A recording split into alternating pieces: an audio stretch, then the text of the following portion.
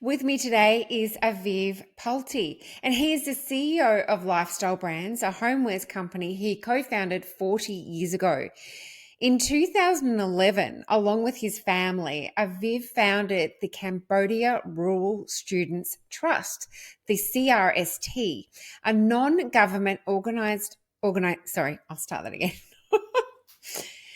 Aviv founded the Cambodia Rural Students Trust, CRST, a non-government organisation based in Siem Reap, Cambodia. Based on the three pillars of education, empowerment, and inspiration, CRST has sustainably broken countless cycles of poverty and continues to create a far-reaching ripple effect impacting thousands of lives. And he has recently released his first book, Empowered, inspiring a new generation of leaders.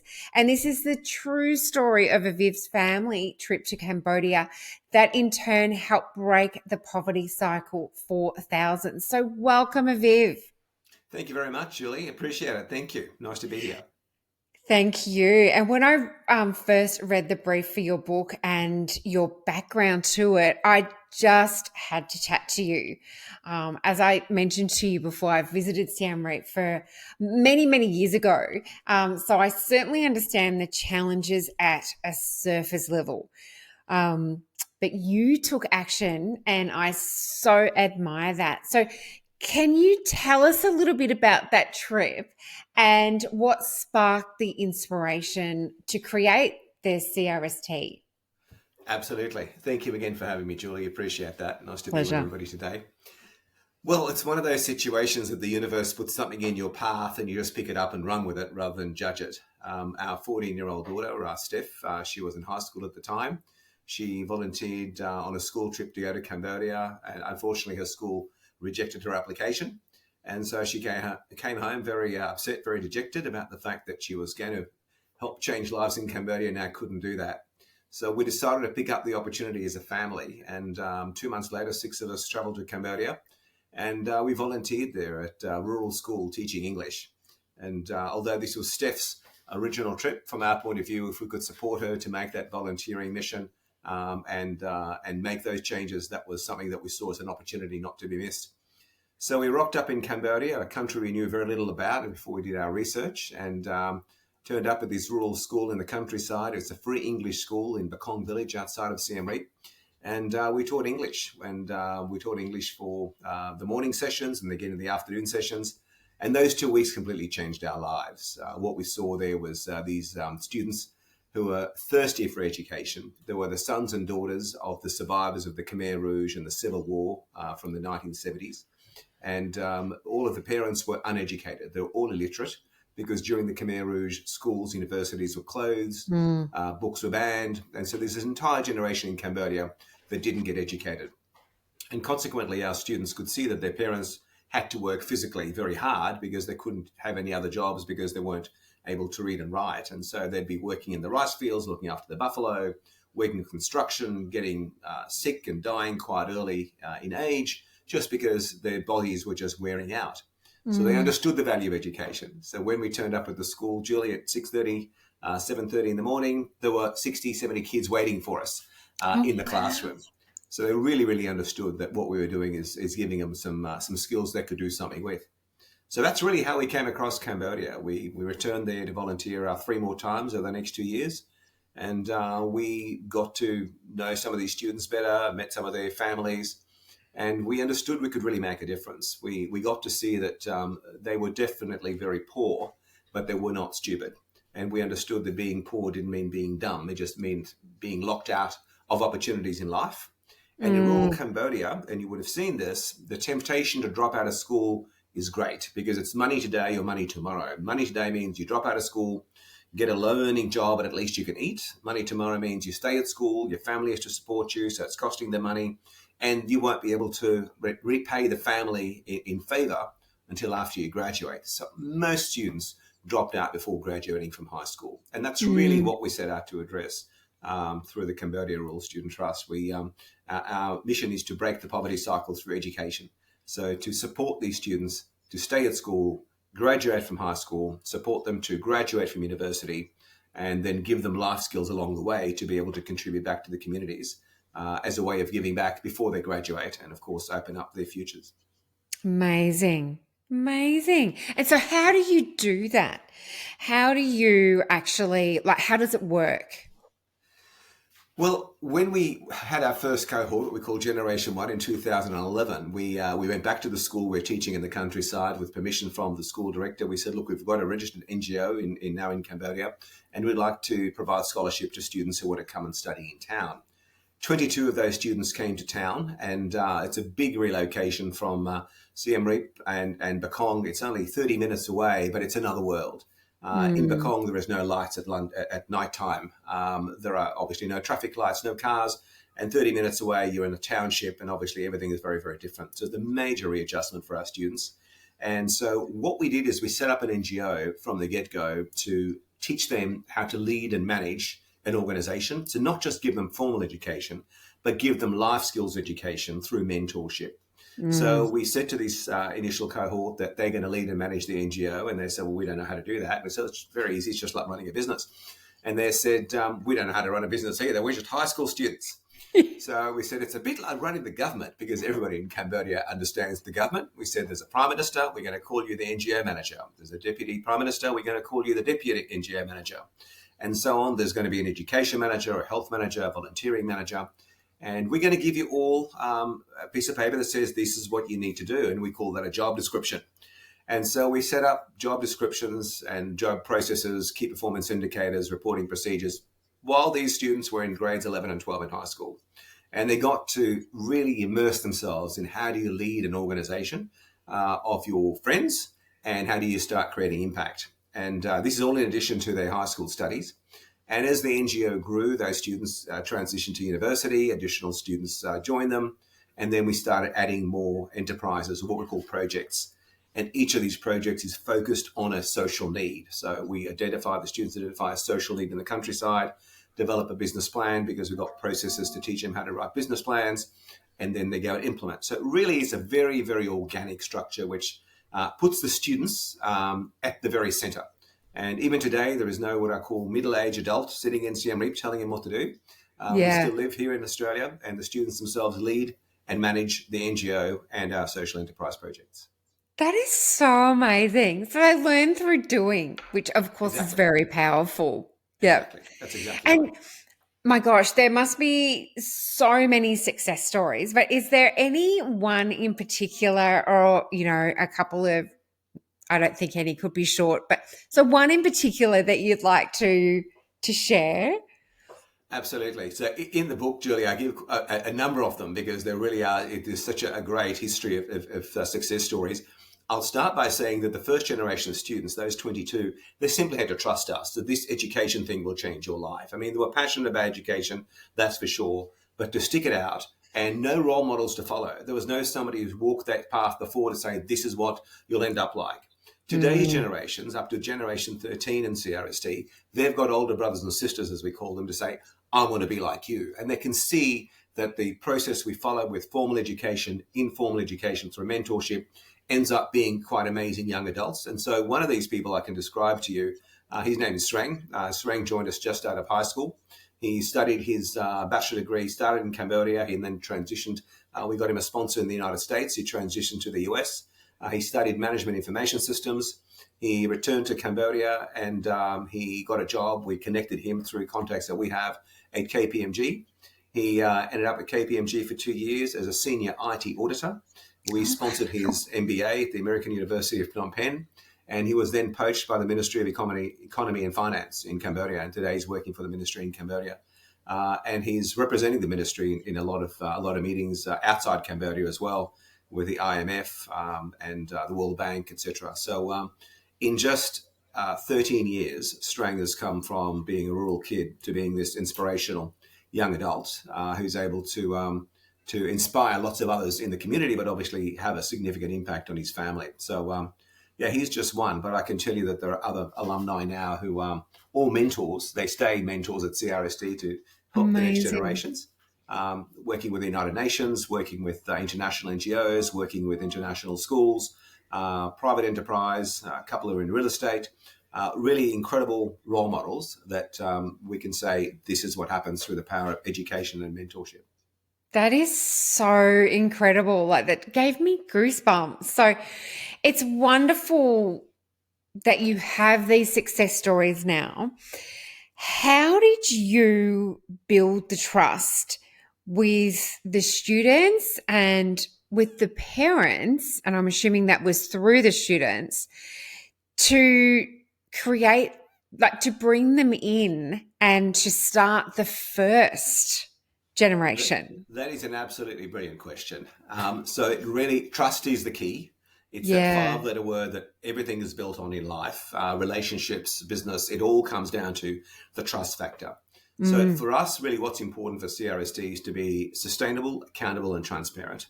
And everything that we do is built around those three key concepts. So the sustainability came from the fact that we gave our assurances to the students and their families that we will see them through high school and we will see them through university. So we were still using our own private funding in those days before we became a registered NGO in Australia or a not-for-profit in Australia. And so now our funding comes from both family as well as external. But in those days, we said we've got funds that will definitely see your students through, your kids through, at least graduating from university. And then we supported their students in everything as we do today through everything they need. So we provide the tuition, we provide the living allowance so they can afford to live in town. They've got full healthcare. And so they really have everything that they need to be able to take care of them. And so these days, in the early days, it was difficult to get girls to join the organization because parents of girls particularly felt fearful of this place called town, human Yeah. trafficking. In Yes. around 2011, 2010 was still a big issue. It is today, but less so in town. And so there's a lot of discussion around it. And we would do that by simply showing respect to the students and the parents and being on top of anything that's required to make the students the best they can be. These days, we've got a new student selection team, which is made up of students, of course, and they go through a 6-month process, beginning with getting permission from the Ministry of Education, Youth and Sport, going to rural high schools, standing up in front of the flagpole in the morning at assembly and saying, we are from CRST. By now, the schools all know us, of course. We are open for new scholarships for the next academic year. And if you want to be like me, please fill out the application and go through the process because this will change your life. So we really have earned a lot of respect by doing that. We have a 3-stage process, to your point about family and earning trust. The first is the student applies and fills in the application. We accept that, then the student will come in for a test, an hour-and-a-half test. Once they pass that test, we ask the student to come in and do an interview with 4 or 5 of our student selection team members. So it's really more of a chat. So it's less formal, but still it's very emotional. And you can imagine these students understand this will change their life, and getting in is a big thing. And the third process is, once they've passed that, is to go to the families. So our student selection team travels all over Cambodia to wherever is the hometown or the village that the student applying is from. And they meet with their family and explain what we do and how we work, meet with the village chief, which is very important in Cambodia as well, to show respect. And again, explain what we do and how we work. So we really engage parents from the get-go. When the student gets selected, we have an induction day when the student and their family come to Siem Reap.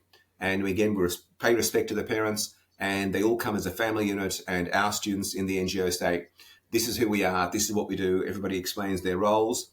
And we then have 2 or 3 of our current students' parents stand up and say, my name is so-and-so, I'm from this village. This NGO has changed my family's life, changed my child's life. This is what's going to happen to you. And so it really is all about how we bring community together. It's not us as the colonizers. It's not us who are doing it all. We're actually in the background. We don't take part until the final student selection. We don't take part in any of the other things. We know what's going on and we give advice, but we don't get involved. And in the Student Integration Day, we are never in Cambodia. This is streamed on Facebook. Anybody can watch it from around the world. We sit here in Melbourne and we watch the Integration Day because this is something we would like to be in the background. The students are the heroes of the story, not us. So we always stay in the back and let them lead and show the way of how future leaders integrate new students into the NGO, because they themselves will become future leaders in down the track. Wow, that's incredible. There's so much in that I think leaders can take away from your story? Because obviously this podcast is called Leading You. What did you learn as a leader going through this process? Because often particularly when we're starting something up, we want to be very hands-on. We want to be like that control freak, if you like, and really make sure that everything's going okay. But you've sort of taken the other angle where you've empowered the students to do this, and you're in the background facilitating all of this amazingness to happen. So what did you learn as a leader?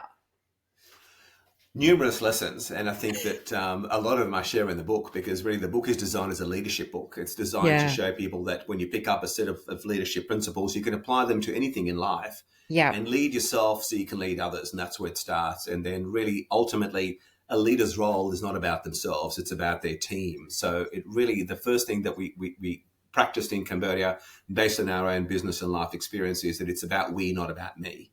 And leadership is about the team that we work with. And so when you're dealing with people who require additional help or need to know what's being done, the NGO is very similar to life. It's built on 3 pillars of education, empowerment, inspiration. So the education is learn the skill sets. And so as a leader, share that skill set with other people. What do they need to do? How do they need to do it? And if they've got that skill set, then already recognize they've got that education. You can move to the next step, which is empowerment. And the empowerment is, this is how I can support you. Tell me what you need me to do that's going to make it easier for you to do the role.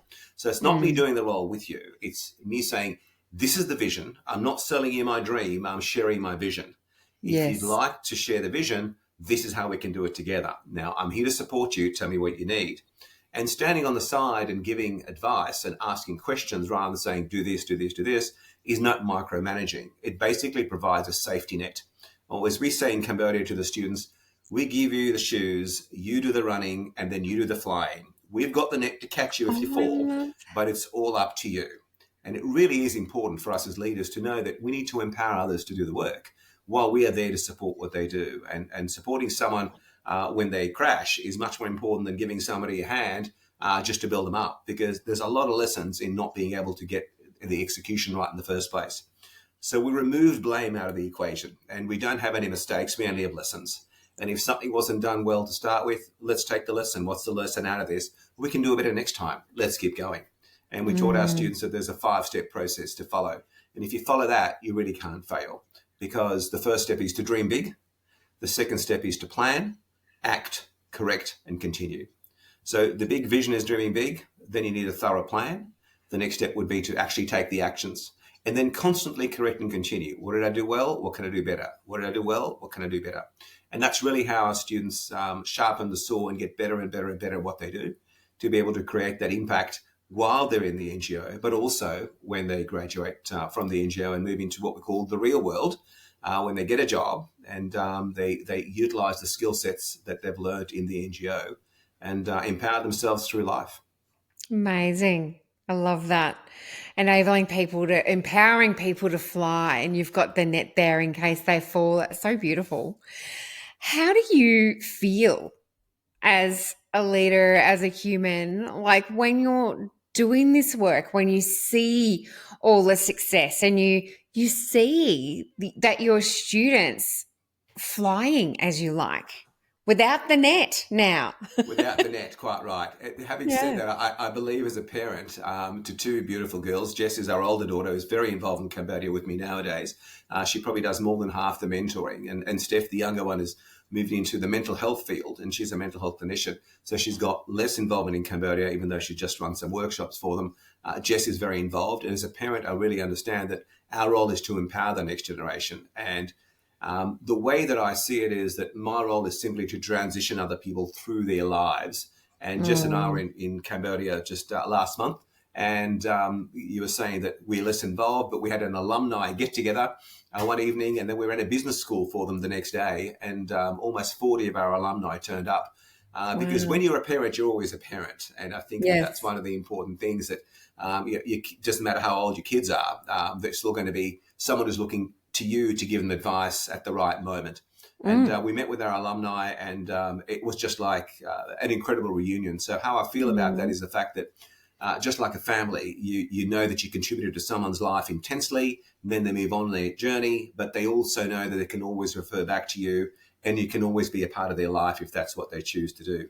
And they're very emotional get-togethers when we get together with our alumni, because they have gone on with their lives. They've moved into middle class. They have supported their families, also out of poverty, by providing their parents with the relief they need in their old age. They sponsor their younger siblings to go to school, even extended families, nieces and nephews. So they really understand their role as social change leaders in Cambodia.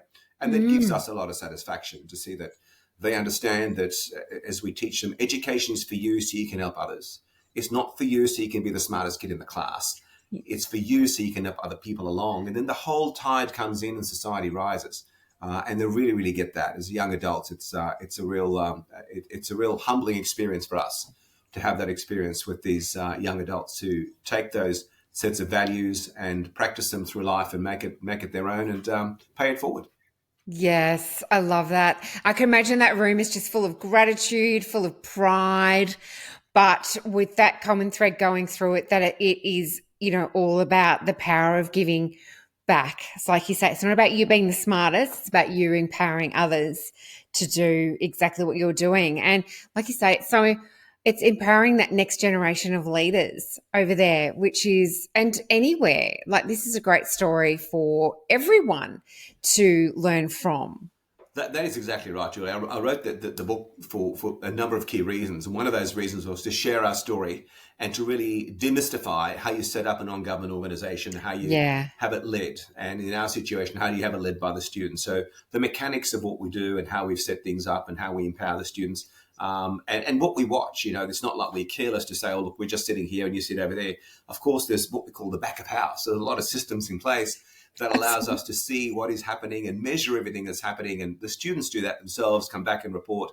They come back and tell us what we're going to correct and continue. But we've got all the indices that we watch to say, have we reached what we need to reach, whether it's attendance, whether it's our grades at schools, our GPA, grade point average, which gets measured in Cambodia University, is 3.6 out of 4. So that's virtually 90% at university as a grade across all of our cohorts. Totally incredible, because everything is being watched and everybody says, oh, this is what we need to focus on. What you focus on is what happens. So the first reason is to show people this is how it can be done. The second reason is I wanted to take this book, and now it's being translated into Khmer, so that we'll have other students in Cambodia be able to read this book and say, wow, this is the power of education. This is the power of empowerment. And I too can become an inspiration to other people as well. So by teaching people in Cambodia and around the world, this is how it can be done. This is what has been achieved. It's really designed to really share that knowledge with people as they can use some of these items and practice themselves. So good. And I'll be sharing all of the links on the show notes for how people can purchase your book and also get in touch with you. But as a final note on our podcast, Aviv, what is a parting message that you would like to share with people who would love to do something like you're doing? My final parting note on that would be, Julie, that think big and then think bigger. Figure out what's the biggest thing you can do and don't be afraid of it. Most people give up before they exit their head, not exit their house, but actually get out of their own heads to say it can be done. So I would say dream big and take it out of your head and put it on a piece of paper and make that your plan. It doesn't have to be perfect. It just has to be something. And once you've got a plan, then you look for people who are going to be like-minded, look for your people and say, who can support me? How can we get this done? And take action. In today's world, as in every other generation, there is so many things that can be done by us, the people. We don't need to rely on government. We don't need to rely on big business. We, the people, have got a lot of power to do a lot of things with our own hands, with our own knowledge, with our own friends and cohorts. So my biggest advice to people would say, if you've got a passion, if you've got a big idea, then magnify it as big as can be. Take a piece of paper and out of your head and onto the paper and start writing it down. Look for the people who can be your people, create an inner circle, and get the rub on the road. Take some action. It'll never be perfect to start with, and it'll never be perfect in the end. You'll just keep perfecting as you go along, and it's about the journey, not the destination. Love it. Perfect. Thank you so much for all that you're doing, Aviv, and thank you for being part of Leading You today. Thank you so much, Julie. Appreciate the time. Pleasure.